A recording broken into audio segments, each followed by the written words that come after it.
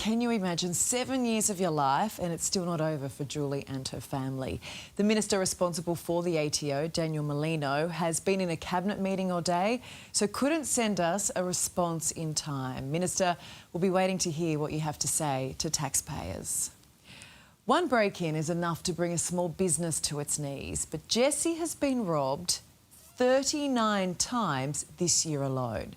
It's cost the restaurant owner hundreds of thousands of dollars in damages, and he feels no one is helping.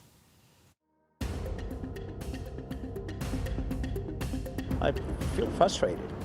We are so hopeless. There's nothing we can do. Jesse Singh is a small business owner at breaking point. Of course we're angry. I mean, you're angry because, you're working hard and then you're working from 6 a.m. till 1 in the morning, and you come back to your businesses in the morning, your whole restaurant is smashed. Jesse's security cameras captured this break-in last week. A hooded man carries an empty beer keg as a battering ram, smashing into Jesse's Indian restaurant, Daughter-in-Law, in Melbourne's CBD. The intruder is after cash, but takes iPads and beers instead. Sadly for Jesse, it's an all too familiar scene at his restaurant. How much money have you spent this year on glass repair? It'd be a few $100,000. Easy. That's an enormous amount of money. But yes, most people don't know, but that is the cost of running business in Melbourne CBD.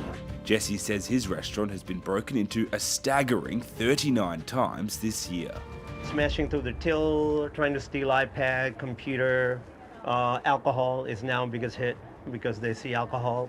And this time he actually sat down and had 5 beers on the floor. Oh, did he? Yeah. Oh, that's nice of Yeah, him. he's actually he's that comfortable that he had 5 beer, not 1, not 2, while all this happened. Just making himself at home. Make it at home and not afraid of any consequences. Then to the next business. He says the constant repairs are financially crippling his business. This is the reason a lot of business getting bankrupt in Victoria, Melbourne especially, because you can't afford. We're already on very thin margin. Then something like this coming up, like I'll give you an example today, it was 10 grand. So that's this week gone. So we lost, no matter, even we opened 7 days, lunch and dinner, but we have lost a weekly revenue because that was, if there was any profit, that would be the profit for the week. This hooded man didn't stop there, creating a trail of destruction, smashing his way into several other businesses. For glass repairers, business is booming. How often are you getting called out to these restaurants? At this stage, probably every day. It's getting pretty busy. The last 12 months, it has gone worse. For whatever reason, I can't pinpoint. That's for the people in power.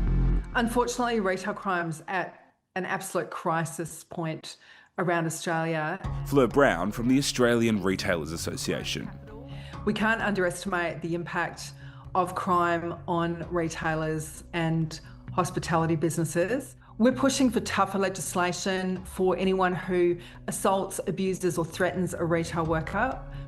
Jesse and other business owners in the area are sick of their complaints falling on deaf ears. They want to get on with their jobs and they want something done to help them. We definitely need policing, especially late night. It used to be such a safe city. Now people don't want to come here during nights and evening. People are afraid of getting carjacked or someone with a knife. Victoria Police is very supportive to us. They came in. The best they can do, come, catch these guys, take them to court, and they're out within a minute. This man was eventually caught by police, charged and faced court.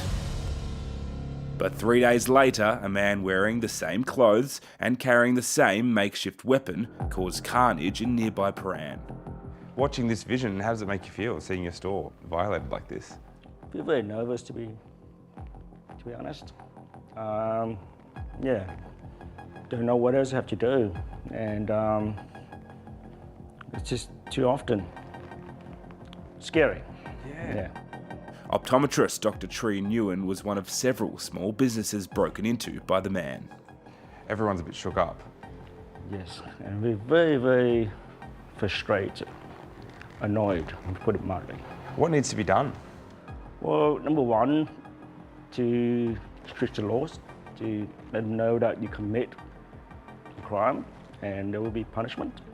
Police confirmed they're investigating the latest incident, but for traders like Jesse, he says he has sadly lost faith in the justice system. We are paying taxes You know, we pay our rents, but in return, we're getting nothing.